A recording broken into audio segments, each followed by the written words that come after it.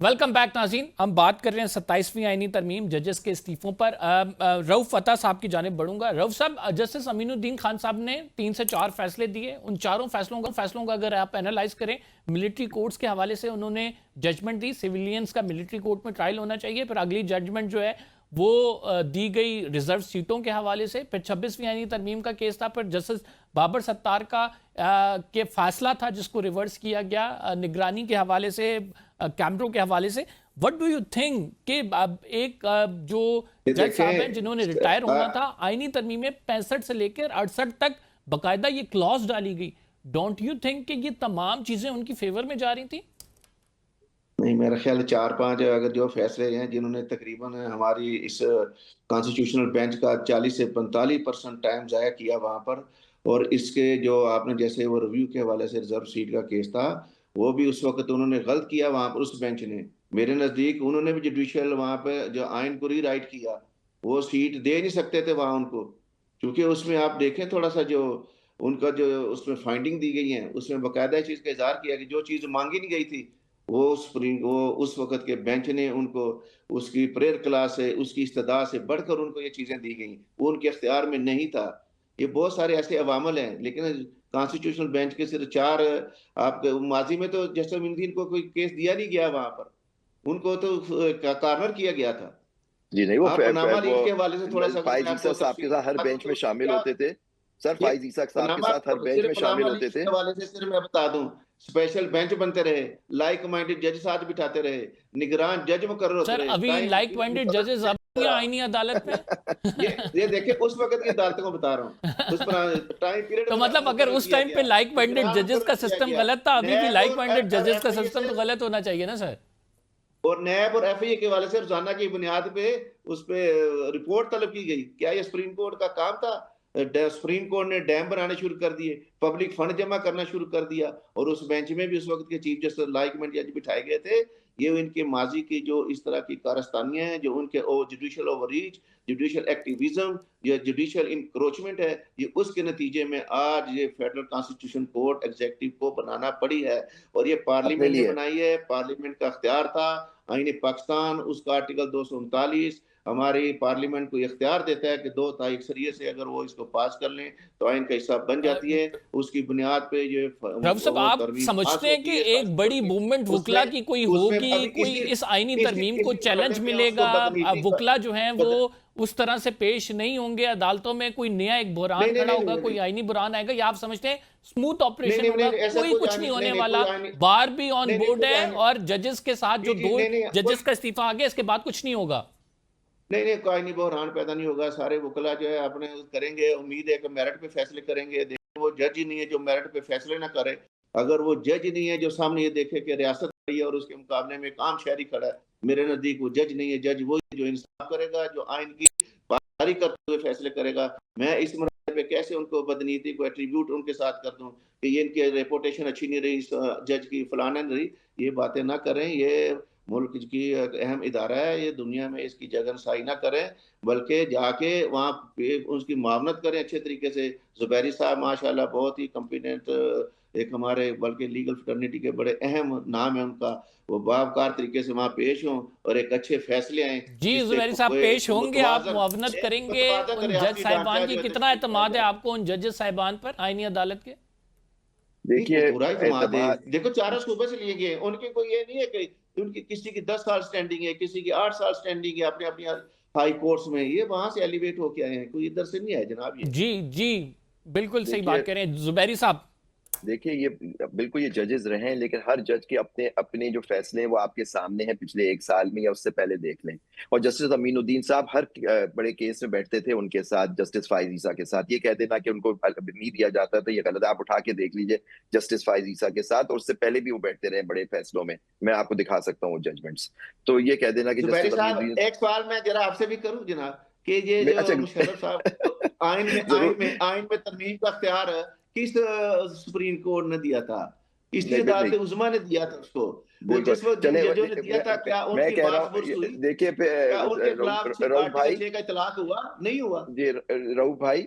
देखिए आइन तो हमारे मुल्कों में ملٹری کورس سے بہت ٹوٹا ہے. آپ نے دیکھا, آپ نے بھی کچھ کورس اپنی زندگی, میں نے اور آپ نے بھی دیکھے ہیں کہ جس آئین سب سے بڑے توڑا. تو ملٹری 40 سال ہماری تاریخ میں تو ملٹری ڈکٹیٹرشپ رہی ہے اس ملک میں, آپ اچھی طرح گواہ ہیں اس بات کے.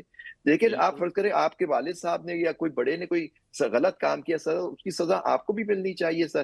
یہ کہتے ہیں کہ سپریم کورٹ نے آج سے 50 سال پہلے یہ فیصلہ کیا تھا, آج میں سپریم کورٹ کو کھڑکائی دیتا ہوں, اس کو بھیج دیتا ہوں کہ جی سپریم کورٹ ہی نہیں ہونا چاہیے, کیونکہ انہوں نے آج سے 50 سال پہلے, آج سے 30 سال پہلے, آج سے 20 سال پہلے فیصلے. تو آپ یہ بھول جاتے ہیں ان کے حق میں کتنے فیصلے آئے, وہ آپ کو یاد نہیں. آپ کو انہی, جب آپ پہ برا وقت آیا, انہی پولیٹیکل پارٹی, پولیٹیکل لیڈرز, ان کو جو بھی ریلیف ملی اس آزاد عدلیہ سے ہی ملی سر. جب یہ ایک دوسرے کو, یہ جو آج کل ساتھ بیٹھے ہوئے ہیں, یہ ایک دوسرے کے خلاف کیسز بناتے تھے, ایسی زبان استعمال کرتے تھے جو میں اور آپ کر بھی نہیں سکتے.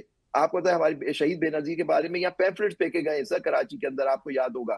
تو زبیر صاحب بالکل بالکل وہ ماضی کا حصہ ہے, اور ماضی کے ساتھ ان کی ساتھ ہم سزا نے آپ دے رہے ہیں کہ جی کیونکہ جی زبیر صاحب کوشچن یہ ہے کہ اب آگے کیا ہوگا, آپ لوگ کوئی احتجاج کریں گے, کوئی موومنٹ ہوگی؟ دیکھیں وہ وکلا ڈیسائیڈ کریں گے کہ احتجاج کیا کرنا ہے, لیکن میری ہر شہری سے درخواست ہے کہ پرامن احتجاج کا ہر شہری کو حق ہے آئین کے تحت.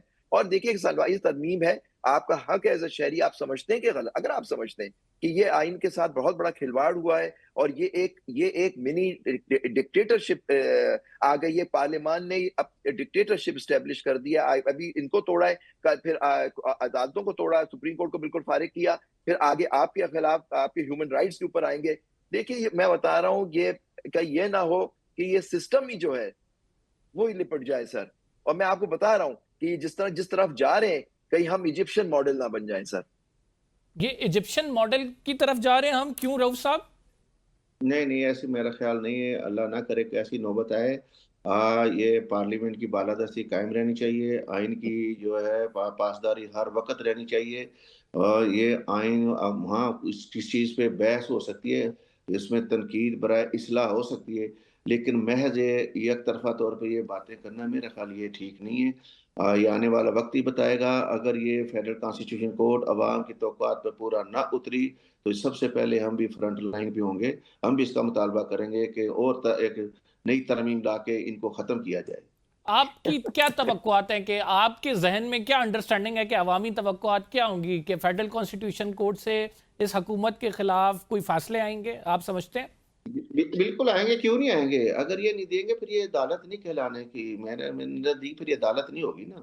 پھر تو ہم بھی اس کو کہیں گے کہ یہ کوئی کورٹ نہیں ہے, یہ کسی کی اپنی ذاتی عدالت بنائی کورٹ ہے. لیکن ایسا نہیں ہوگا, ان کے بھی ضمیر زندہ ہیں, یہ تمام ان کا ایک لیگل ایکیومن ہے, ان کا بڑا ایکسپرٹیز ہے, اور یہ اپنے اپنے صوبوں میں سرو کر کے تمام ججز آئے ہیں. اس مرحلے پہ ان پہ بدنیتی کا ایٹریبیوٹ کرنا میرے نزدیک یہ مناسب عمل نہیں ہے. اس شکریہ سارے جناب, معاملے میں شکریہ. جی دوسرا بالکل, پروگرام جی آپ اس سارے آخری سوال لے لیں. اس سارے معاملے میں آپ کیا دیکھتے ہیں, 28ویں آئینی ترمیم کی جو باتیں ہو رہی ہیں اس میں کیا کچھ شامل ہوگا, کیا 28ویں آئینی ترمیم آئے گی بھی؟ دیکھیں یہ تو اگر رانا ثناء اللہ صاحب نے یہ بات کی ہے, واللہ عالم ابھی اس سے قیاس رائے پہ مبنی ہے جو باتیں ہو رہی ہیں, یہ وہی بہتر بتا سکتے ہیں کہ اس میں کیا اس کے خد و خال ہوں گے. بہرحال میرا یہی ہے کہ لانے سے پہلے جو بھی کچھ ایسا یعنی ترمیم لانا چاہتے ہیں اس کی خوب ڈیبیٹ ہونی چاہیے, تمام سٹیک ہولڈر سے مشاورت ہونی چاہیے, اور جلد بازی سے کام نہیں ہونی چاہیے. جلد بازی والے کاموں میں کبھی بھی منافع نہیں ہوا, فائدہ نہیں ہوا, وہ پائیدار نہیں ہوئے اس میں. جی عابد زبیری صاحب, فائنل کامنٹس لوں گا آپ سے.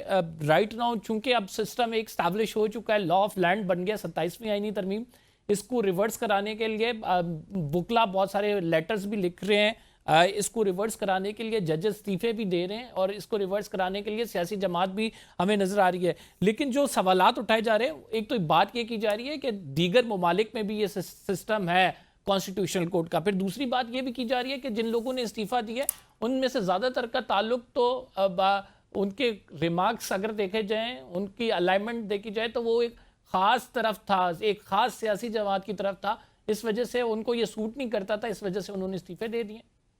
بالکل نہیں, میں یہ بالکل خلاف ہے, اور بالکل بہت اعلیٰ ججز تھے جنہوں نے استعفے دیے ہیں. ان کا یہ کہہ دینا کسی جماعت کے ساتھ تھا, میں ایز اے جج ایک فیصلہ کرتا ہوں ایک جج ایک جماعت کے حق میں, اس کا یہ مطلب تھوڑی ہوتا ہے کہ میں اس جماعت کا ممبر بن گیا. میں اپنے حساب سے دیکھتا ہوں کہ قانون و آئین کے حساب سے کیا انہوں نے फैसला किया। आप देखिए, आप उससे इख्तिलाफ कर सकते हैं आप, लेकिन but you are bound by the decision. Election पे सुप्रीम कोर्ट ने फैसला दिया, उस पे अमल नहीं हुआ। वहां मैंने कहा, देखिए सबसे बड़ा जो सुप्रीम कोर्ट से बदलता है, जिसमें मंसूर अली शाह साहब, जस्टिस मंसूर अली शाह और जस्टिस अतहर शाह, वो प्रैक्टिस एंड प्रोसीजर का, मैं उस वक्त सदर था, मैंने आर्ग्यू किया, मैंने कहा कि अगर आपने अभी पार्लियामान को अपने इंटरनल मामलों में हिस्सा दाखिल होने दिया, तो फिर ये कोर्ट के आगे जाके कोर्ट के खिलाफ ये सारी चीजें इस्तेमाल होगी। और देखिए वो बात 2 साल के बाद आज पूरी तरह मुकम्मल हो गई। उस समय मैंने उसमें कहा था मैंने कि देखिए, आप अपने मामलों को अपने पास ही रखिए, फुल कोर्ट बनाइए, जो भी चेंजेस करने करिए, फुल कोर्ट बना के केसेस की सुनवाई करें। बिल्कुल रऊफ साहब की बात से मैं एग्री करता हूँ कि देखिए जजों को बिल्कुल इन्होंने ओवर रीच जो किया वो गलत हुआ, ओवर रीच। लेकिन इसका मतलब नहीं कि आप कोर्ट ही को रैप अप कर दें। ये मेरी बात ये है कि आप आजाद अदलिया को, आपको उनसे शिकायत हो सकती है, लेकिन आप देखिए पॉलिटिशियन के खिलाफ सबसे ज्यादा ये जो आजकल लीडर बैठे हैं, आजकल जो सदर है, प्राइम मिनिस्टर है, या उनके वो लोग हैं, उनके खिलाफ मिलिट्री कूज हुए हैं सर, मिलिट्री कूज हुए हैं उनके खिलाफ, या तो उनको डिसमिस कर दिया जाता था 28(2)B के अंदर सर। वो अदालत ने तो नहीं किया। फिर आपके अपने चीफ जस्टिस ने आपके अपहोल्ड कर रहे हैं कि जी वो जो सदर इसाक साहब ने फैसला डिसमिस किया था वो सही है। तो देखिए ये कह देना कि इसको रैप अप कर दें, सिस्टम को, आजाद अदलिया को खत्म कर दें और इसके अंदर एक नया कोड बना दें, मैं समझता हूँ ये बहुत बड़ा गलत काम हो गया है मुल्क के साथ। फाइनल एक छोटा सा आंसर चाहूंगा आपसे इस हवाले से। कोई जस्टिस मंसूर या जस्टिस अतहर मिनल्ला से कोई राब्ते हैं वकला के, आप समझते हैं कि वो आइंदा आने वाले दिनों में कोई तहरीक को लीड करते हुए या तहरीक का हिस्सा बनते हुए आप लोगों को नजर आएंगे? बिल्कुल, अगर तहरीक होती है तो बिल्कुल होना चाहिए। वो उन्होंने आइन की पासदारी का हल्फ उठाया था, उस पासदारी को उनकी जमीन ने गवारा नहीं किया कि वो सुप्रीम कोर्ट के जज रहे इस हालत में, जब उनसे कॉन्स्टिट्यूशनल ज्यूरिसडिक्शन ही सुप्रीम कोर्ट से ले ली। मैं तो समझता हूँ कि फिर उनको भी सोचना, वो भी रहना चाहिए, लेकिन ये उनका जाती फैसला होगा कि वो आना चाहते हैं नहीं। लेकिन इस वक्त को हर जी शऊर आदमी पाकिस्तान में जो जानता है कि ये क्या हुआ है, वो आज अफसुर्दा है कि एक आपकी सुप्रीम कोर्ट की मौत वाक़ई हो गई है और एक सिस्टम की मौत हो गई है, और उस पे रोने वाले बहुत सारे लोग हैं। ठीक, बहुत बहुत शुक्रिया। रऊफ अता साहब और आबिद ज़ुबैरी साहब हमारे साथ मौजूद थे, अपनी राय का इज़हार कर रहे थे। प्रोग्राम का टाइम खत्म हो गया, फिलहाल के लिए इतने ही। कंबरज़ैदी को इजाज़त दीजिए, अगले प्रोग्राम में आपसे मुलाकात होगी। अल्लाह ने